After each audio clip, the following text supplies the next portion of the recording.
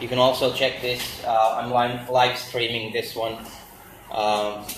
So I'll hook up that video for you guys afterwards so you get to see it.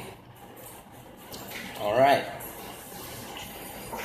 Is anyone using formative assessment on any other platforms? Or have you tried with Google Classroom? Great. That was the answer. All right, so what is formative assessment? Is formative? Yes, that's what I'm going to show you. Okay. Yeah. What was the class study then?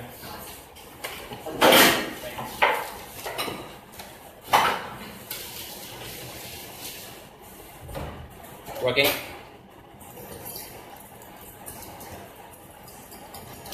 So, what is formative assessment? Formative assessment is something that we do together with the learner, and where teacher takes the facilitator's role to help and scaffold learning. We're not trying to catch students. We're not trying to grade students more. If anything, I wouldn't even call this grading. This is an ongoing assessment to a mutual goal. This would be from cooperation, you're moving towards collaboration, towards you become a learner within your class. Dylan William, Embedded Formative Assessment, was one of the books that got me on this way, on this path, looking for solutions of how can I make tech be part of formative assessment. And Dylan William really defines that this is assessment for learning. So during that learning is happening. And out of this, there are 5 key strategies, which are sharing learning experiences, questioning, feedback, self-assessment, and peer assessment. And today I'm going to give you a glimpse on 3 of those different kinds. We at KIS are using this on our hardware. Really is the Chromebook, the same one that some of you guys seem to have as well. So if you want to go and get it over at True, you can get it. They just ended a good sale. It's only like 4,000 baht. Now it's back to 8. Maybe wait a little bit, dips the price again. And I use it with grade 3s up. So grade 3s with the homeroom with their specialist. So this will work either way within your specialist teachers, whether you're a homeroom teacher. The idea, the key notion for me here was that I wanted to streamline how I record and document assessment from my end, so that I will always have some evidence, some way to go back and look how the students has been performing. And within the PYP, we're an IB World School and we're primary years program, there are 3 key assessments that we need to do. One is the pre-assessment, where you need to know what the student already knows and record their knowledge and their skills on the content area. The biggest one, formative assessment, that will help the student go forward, because as you know, you will always get a group of students that the range is from here to here and everywhere in between. So the formative assessment is there to inform us making those decisions, that where we go and what kind of decisions, instructional decisions we should be doing.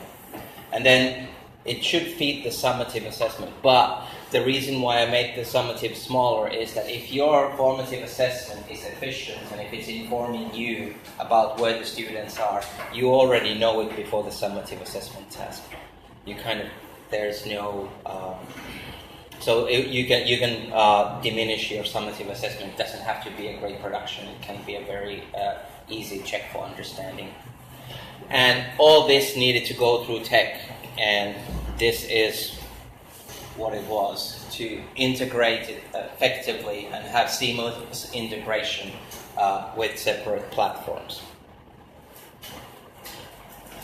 And separate platforms because our school is a 5 operating system school.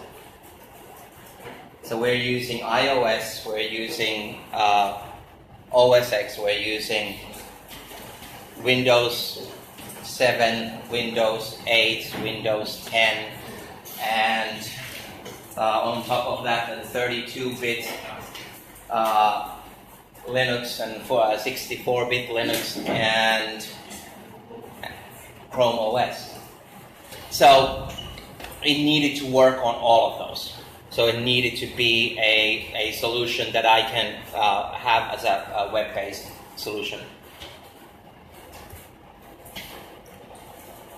And it needed to integrate with Google Classroom.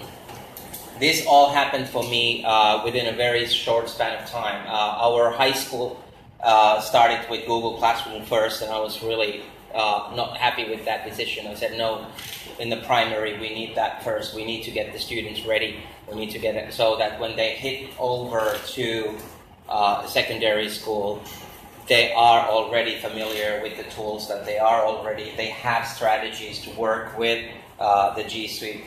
It's no use for the secondary, for grade 6 and 7 to be learning to use these tools. We need it in. At the time, we had 2 classrooms, ICT suites. We demoed one down. We are 1 to 3 now with Chromebooks on every grade level, and with iPads for 1 to 6. So there's a mixture of devices that the students can use. So let's go over to live right now. There should be a first assignment for you. So what I did is that I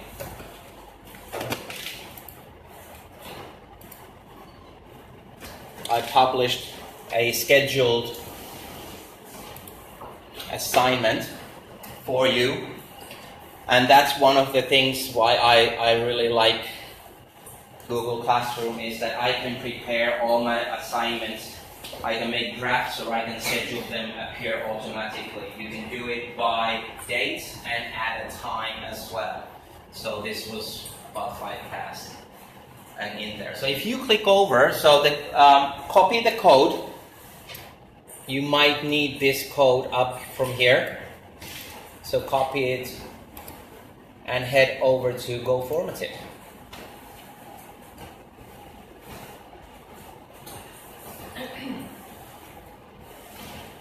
And now we hope the network doesn't let us down.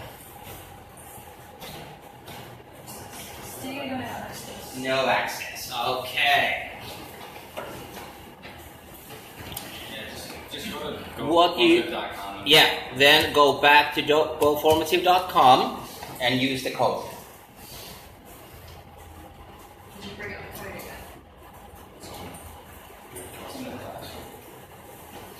So it's in the classroom here, underneath the text, the TC, and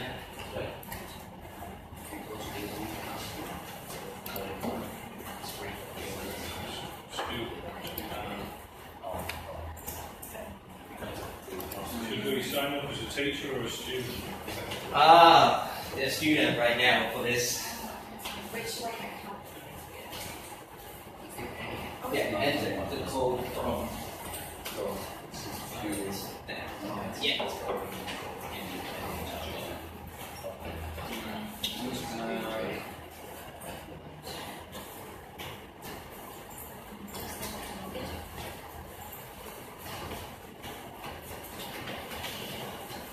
So this is a strategy called 5-3-1, and it allows you to start talking to each other after the first initial phase. So which shall I take? You can be a student right now, and then, yeah. I don't have access. Access at all? Okay, go just down to, you ready? Yeah, go use it all. So, sorry.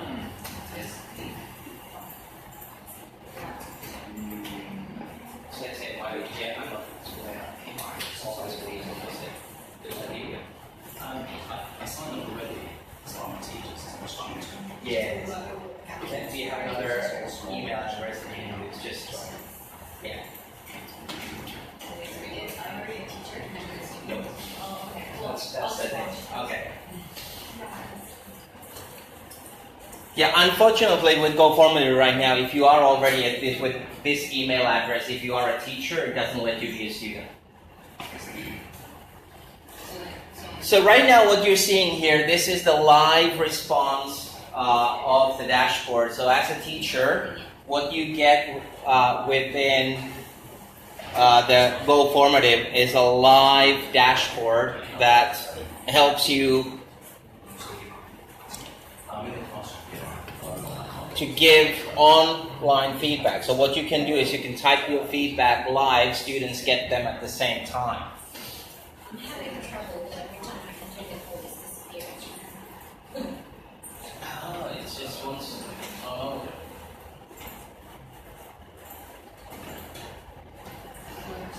Sorry, I'm completely lost. The code isn't valid. It's not working. Alright, give me a moment.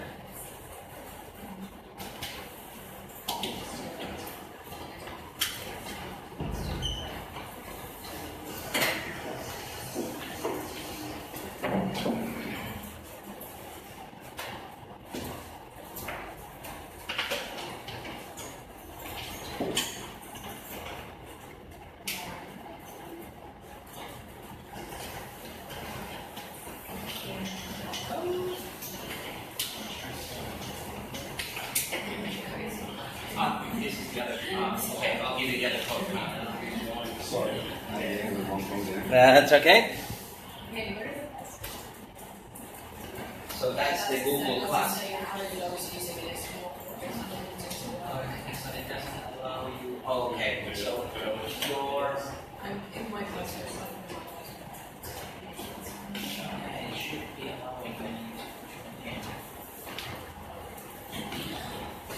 Yes, no, there's a restriction for some reason. Yes.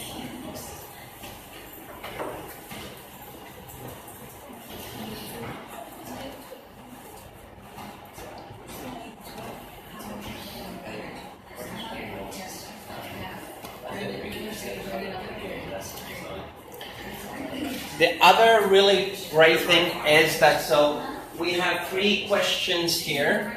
So I can go through the 3 questions to the top bar. So as a teacher view, you're not restricted upon where your students are. You can scroll through and see where your students are answering, and you can give them continuous feedback as they go. Now, what does this mean in an educator world is if I'm walking with the students here, obviously I'm not going to be able to give feedback at that time.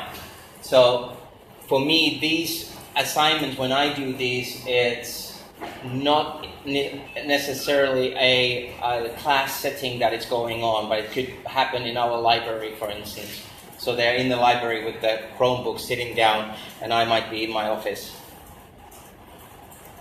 So it's more like extension of face-to-face teaching time.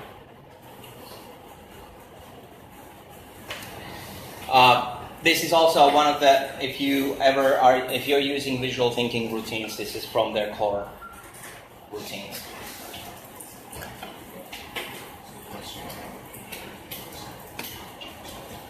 You're chatting very quietly to each other. So this one. Pair with a partner. Which 3 ideas were the best? But can you submit like number 1 so that everyone can see that, or is this like you do all 3 steps? No, you do. Yeah, you. I'm just wondering if you can. With time, yeah, that's how I do it with. So that I can see like if someone. Yeah, so I do this. So these would be 3 separate Go Formatives. Session 1, Session 2, Session 3. That's how I do it with grade 3s and 4s and 5s, because they won't have the time to do all of this at once. Plus, it gives me more time to respond to the individual writing. Well, I go, oh.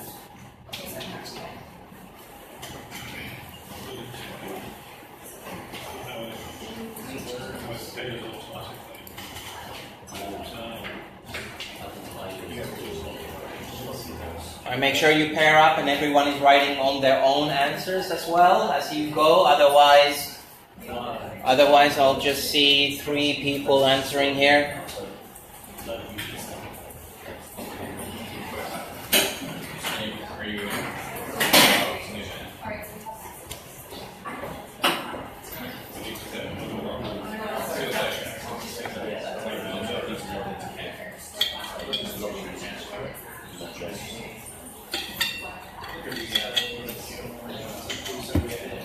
Oh, I can't use it because I'm a teacher.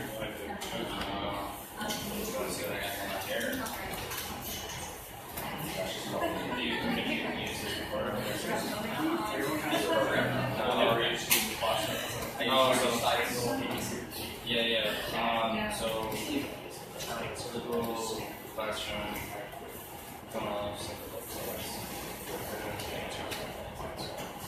so the assignments to us, I'm really here, and I had to open it up in a separate account so I could log in with a different one. It's just a form. Sort of.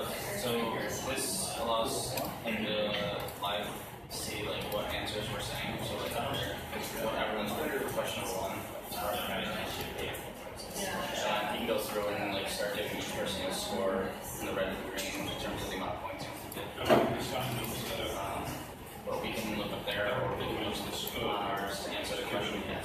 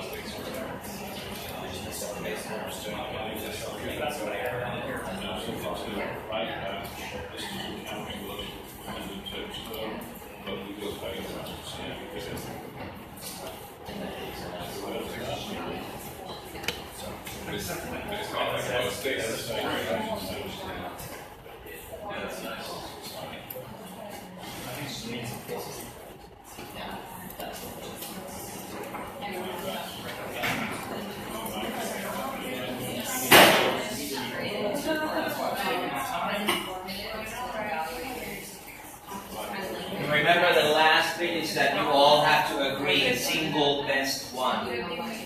Single best one.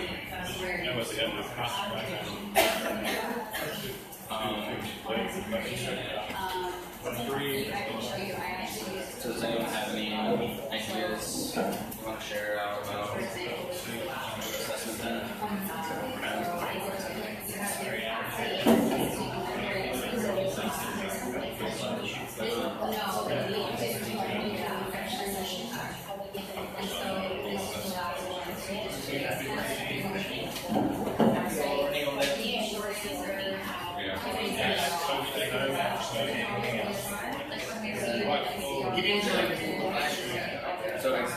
Did you get into the classroom? Ah, okay. Because that's the thing, is that it syncs between the classroom automatically. I mean, I don't use code for a lot of things. First time. All right.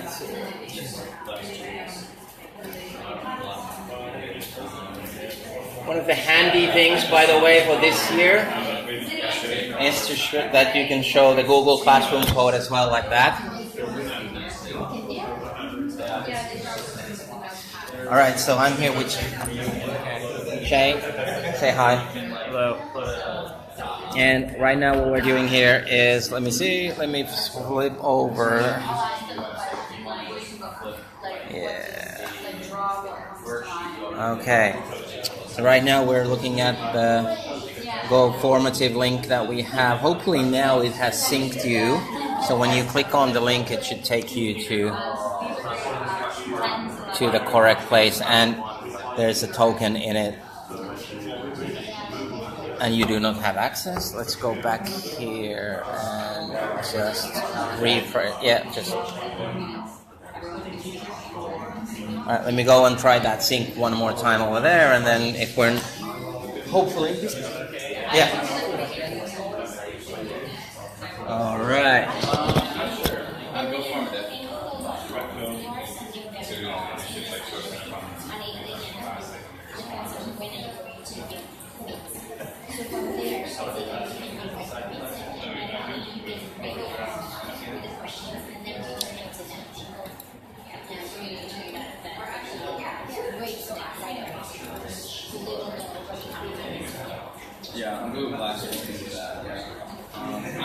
on Go Formative, I'm not sure if you can like export into a grade.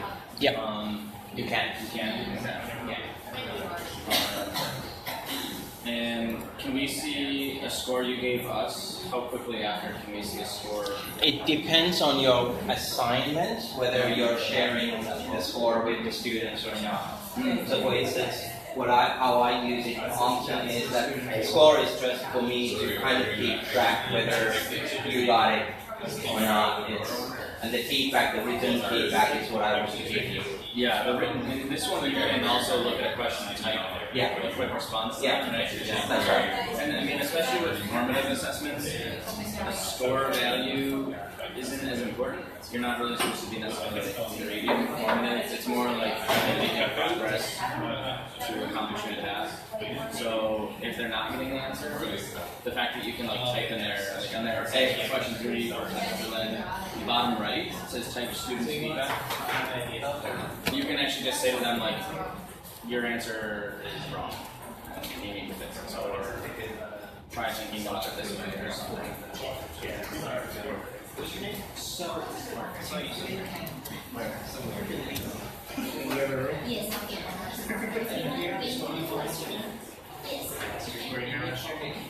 So typing your student feedback is, for me, it's really the key to use Go Formative, because this one now makes your scoring irrelevant. So when I'm using Go Formative, I rarely share the points that I give with students. They see the color band on it, but they don't really see the points. The point system is really for me to inform whether the students are on track or whether there's something. It's a kind of a reminder for me to, okay, if I see a red when this assignment is over, I need to go and talk to those students. So that's what this scoring system gives me. It gives me a one quick look on the whole. So as a teacher librarian, I have 270 students. And research skills and especially citation is my forte, which might have to be academic honesty. So when we're doing this, I really need to know whether the students are understanding why they should be using certain types of citation, right? So that's it's kind of an easy skill for me to, it either is there or it's not, right? So it allows me to very quickly to identify those students with needs. So if you click submit, we'll get.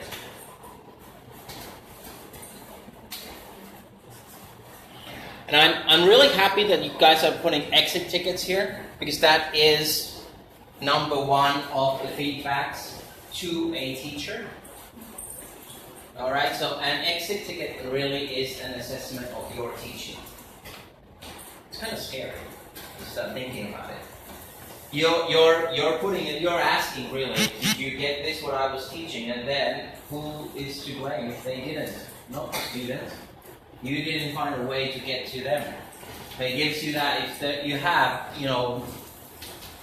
class full of kids who didn't get it, you need to adjust your teaching 360. Think about how you're going and doing it again.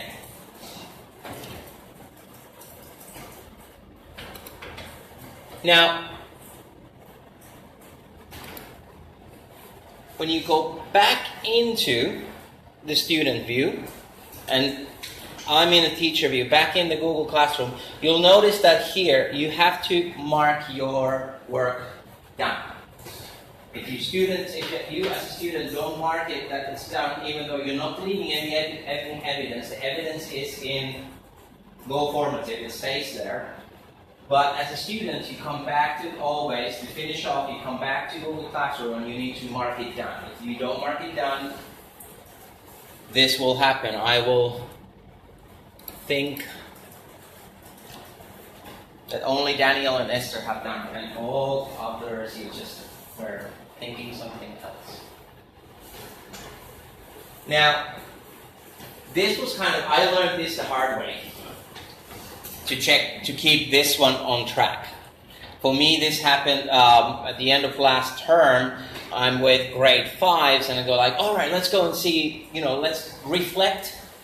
I had this grand plan. Let's reflect on our year, and let's see, what types of assessments and assignments we had, and, let's have a great session and celebrate all the learning we did. And then I opened this one, and there was like, 3 students out of 60 that had anything marked that they've done, and to submit. And I'm like, oh man. So it took another week to find all the missing pictures, their documents, their Google slides that they had prepared, which I never saw it through. I was kind of over enthusiastic about let's do another thing. So the tech got me carried away there for a while. And so now I'm really like, okay, you got to, if you did it, go and mark it down. My grade 3s came with a great idea. They said, and this is another extension that I now use, it's the Nimbus screenshot. They said, but can I just take a screenshot of what I did and bring it over as evidence? Sure, of course. So that's one thing. It's like, great. So these guys are already thinking it as evidence of their learning. So now my grade 3s, they love the new screen. Well, they don't love it. They actually are over enthusiastic. What they do is they take the screenshot, they take it over to, if you're using Seesaw at school, by the way, best app ever. I'm getting way too many evidence bits and pieces to be able to follow up on, and especially videos. One point of advice, I'm rambling a little bit here, but it's one point of advice: never let kids make more than 1-minute videos. Never. If it's not said in a minute. Because right now in YouTube, the most popular YouTubers, they stream. So it's gameplay, it's live, and they're rambling. So this is what the kids are watching, and this is what they think is cool, and that's what they think is then okay for me to sit for 12 minutes to watch them go on a 10, and it's like, where's the point in this? And it's, class of 60 kids, or grade level of 60 kids, all doing over 12 minutes. So, anyway. Excellent. So now we have at least 7 are done. And we can go forward. So now let me show you how you bring an assignment from Go Formative into the Google Classroom. So the way that I did this one is rather straightforward. You are in your formatives. You can create yourself your own formative assessments, and I'll show you the tool in a second. Or you can go onto the community site of Go Formative and take whatever they have pre-made formative assessments, and then you can modify them to fit your teaching. So there are 2 options. You can start from scratch. I like starting from scratch because it kind of gives, even though the learning curve is steeper, but it kind of then gives me what's in the program that's good for me and what's not. I took the visual thinking routines as one of my framework of like trying to see how I can import visual thinking routines into a digital platform. And since everyone likes exit slips or exit cards, let's make one here. So this is a ready-made template. If I want to use this with students, I really shouldn't assign this to anyone. I want to reuse this one. So over here, I can select one and then I copy. This creates a carbon copy of this exit slip. And it gives me now so that I can go on and make sure that this is then going to be a clone that I'm reusing. All right? So now you can, so once you made some of those that you can utilize with different grade levels, but if you want to fine-tune them to fit them, this is the way how you can do it. So once you're in your clone, you can name it, change it. You can add a picture if you so wish. Adding content happens with the plus signs on top and in between of the questions or below. There are, on the free version that I'm using currently right now, you can embed code, bring on images, text blocks, whiteboards, or YouTube videos.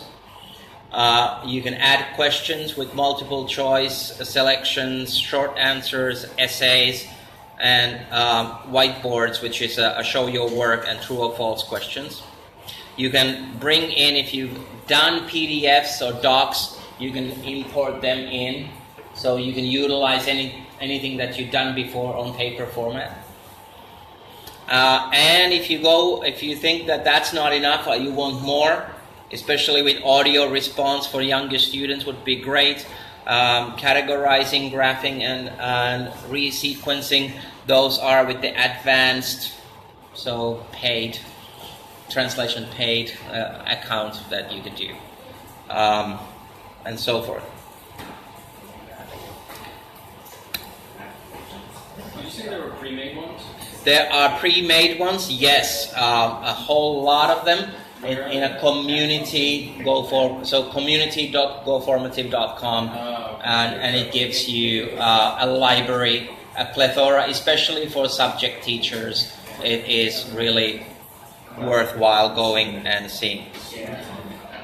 So once I'm happy with my questions, I go over to the green assign button, and this is where you see already which of my classes are already synced with Google Classroom. I can assign one, or I can assign for more than one. So I can, right off the bat, I can take care of all my classes if I'm assigning the same Go Formative. And here, sorry, what's your name? Justin. Here's the scores question that you had. Oh yeah. So optional settings, you can decide whether you're doing your scoring instantly, so while they're working on it, or after the session, or after the submits, or you can say decide later, I'm not going to do anything about it. You can also say, you can pre-select correct answers if you're checking for understanding, for instance, or misconceptions, and you can say that that happens right off when they submit. If you want, you can also enable edit so that the students can go back and edit their answers. And I've noticed that especially with the younger ones, it's beneficial. They want to go back and fix them. And now comes the integration time. If you want this to be something that happens ad hoc, right off the bat, like I need to do this before you guys leave, then you will enable Post to Google Classroom, and it will automatically create an assignment in your classroom. You don't have to do anything extra. It happens all through here. I rarely want that. So I usually don't select this one. What I do is I assign at this point, and then I go into get link.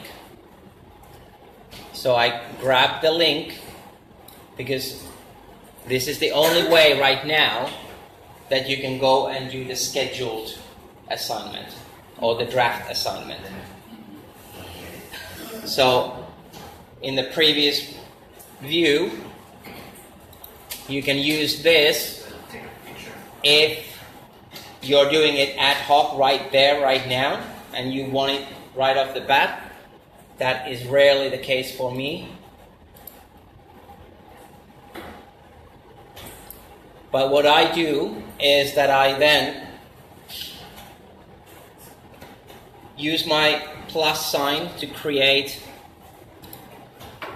an assignment. This is exit. And then I use the link, add link, to create the link into Go Formative. In Google Classroom, you definitely want to be using topics. So if you are using Google Classroom a lot, if you're creating a lot of assignments, this topic is actually tagging. So you can filter then your stream. So you teach the students to filter right off the bat. So if you say that, all right, this is something, so I have here pre-assessment Vikings. This is a formative. And now, clicking on the arrow gives me assign, schedule, or save draft. So you can save all your draft. You can do your whole coursework of assignments ready, and then you just go back and flip them in when you need them.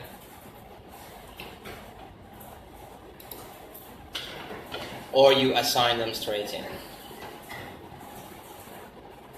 So now, on the left-hand side, the topics list starts to grow, and students, when you go as a student in, you can filter your view.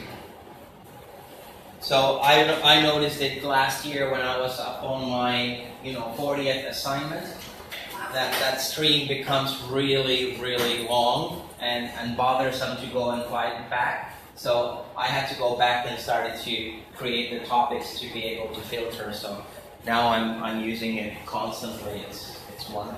Then it's just that, which ones did I use to keep some sort of sanity in there. But,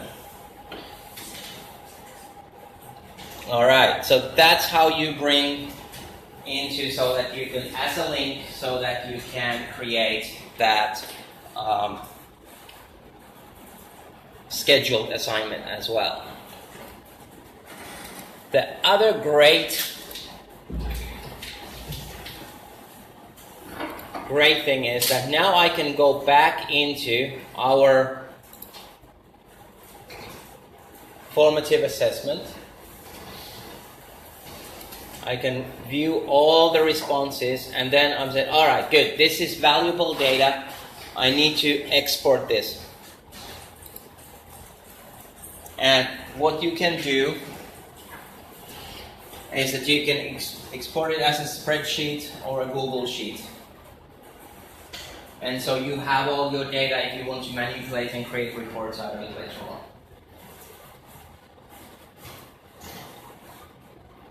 And on the free version that I'm using, you have a monthly quota of, I do believe it's 5. I've used already 2. For if you buy the upgrade version, then it's unlimited quota for reports if you so wish to do.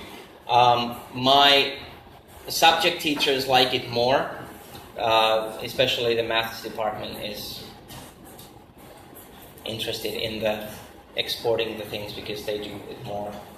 There's more data that they want to crunch through later on. And if you are using it like I'm using it here, and you are, projecting it on, you can also hide names, by the way, once like that. So takes the bias or the popularity away. And the last thing is that whenever you're done, remember to close your assignment.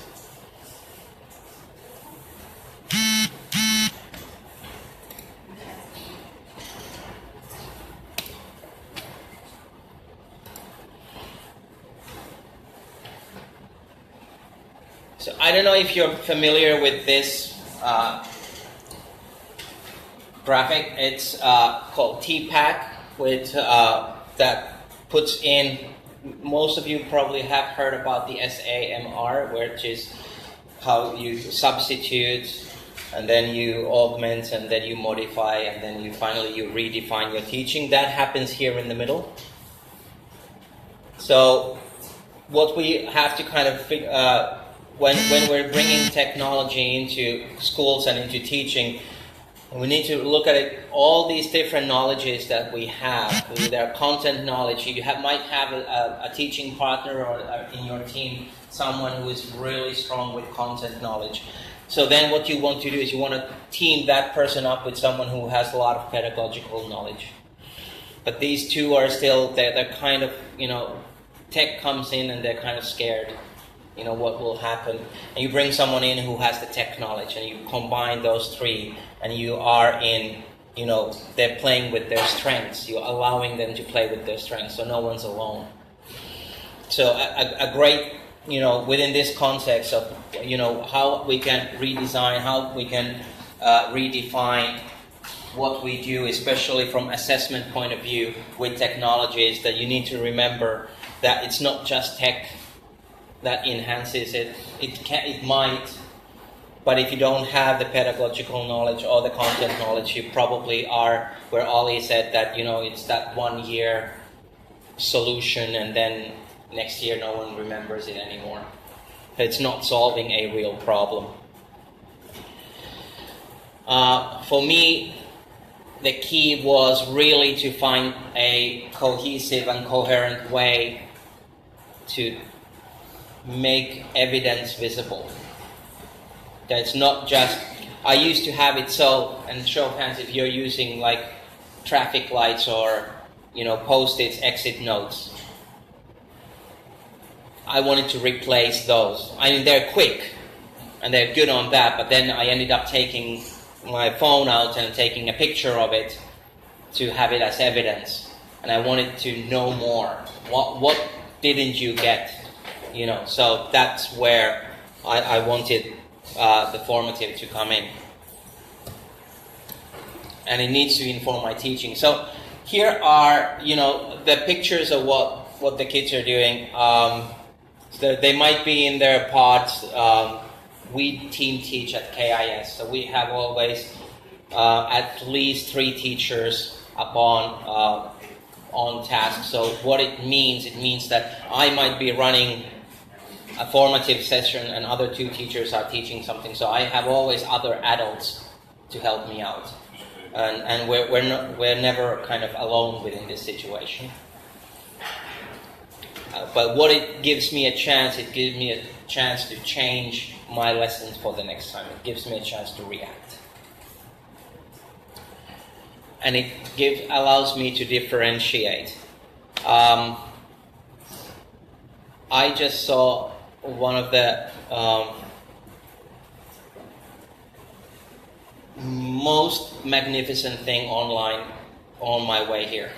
It says, make sure every voice is heard. And that's what tech allows.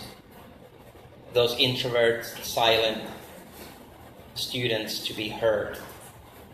Because it extends that teaching moment, that teachable moment where you can go forward. A teacher shared this morning on a Facebook group something that she has a selective mute in her class. And she's using an app called CISO that I mentioned before. And what the boy never reads out loud in class. But he did it with the app. So it allowed now the teacher to hear it. And that's what the EdTech gives you. When you have it pedagogically sound a solution when you bring it into your teaching. It allows that every voice is heard.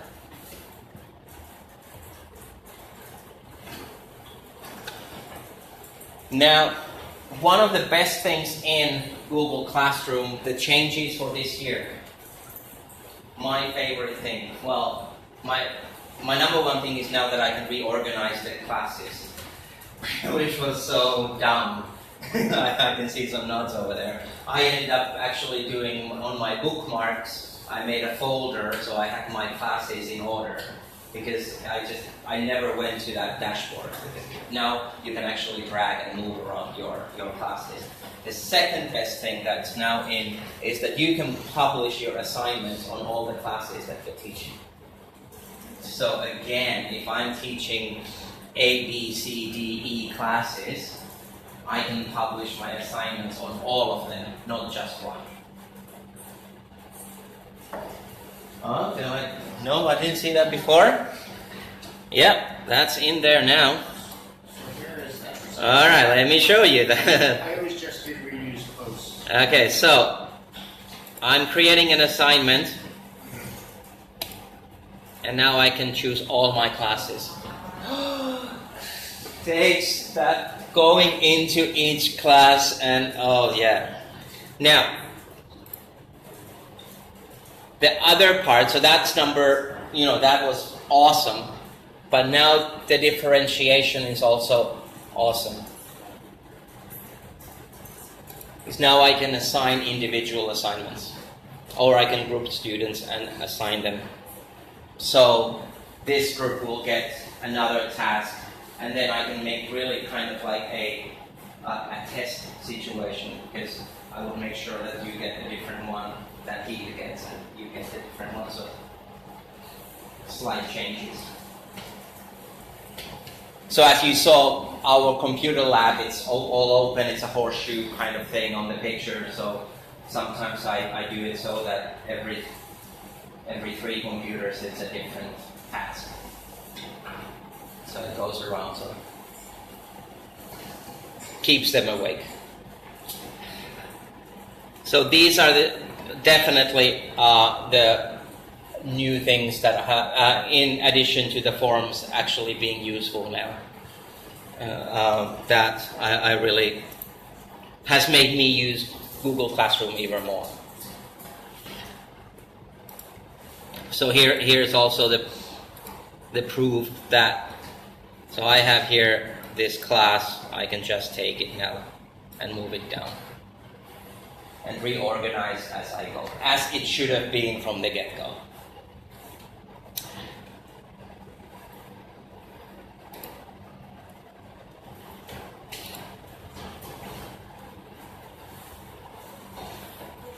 One of the best ways right now to get knowledge about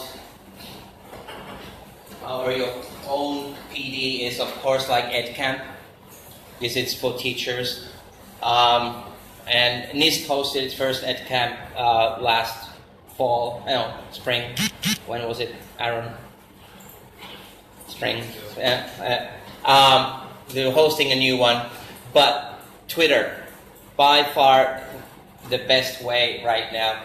If you're into formative chat every Tuesday morning, Bangkok time, from 6 to 7. Yeah, I'm an early riser, so I can do that. I also have a 7-year-old boy, so I can't do evening chats, so I can. See, he's still asleep, so I can do this. But Go Formative itself hosts online PDs, webinars where you can go and check out, and they are very responsive. And then you can go over, there are a plethora of micro tutorials, not just mine, but do subscribe to my channel and you'll get more. But the coolest thing that I think right now, what the EdTech companies are doing, is that they're doing, CISO is doing PD in your PJ, so it's webinars, it's online, you can do it whenever you want, you can record it and watch it, later on. You don't have to wake up 4 a.m. for it, or 2 a.m. And remember that if it's Eastern Standard Time on the US, it's 12-hour difference. So it works really well, kind of like they do it 7 o'clock in the evening, so it's 7 a.m. here. And that way. So that's really the best way right now to gain insights into, but I definitely encourage everyone to use Twitter. Google Classroom and Google for Education host also bi-weekly chats. So you want to go and check those out as well. You can contact me, check my blog, tweet, ask a question, ask me to come and get your teachers on board. Any questions, comments? Go and do the exit plan.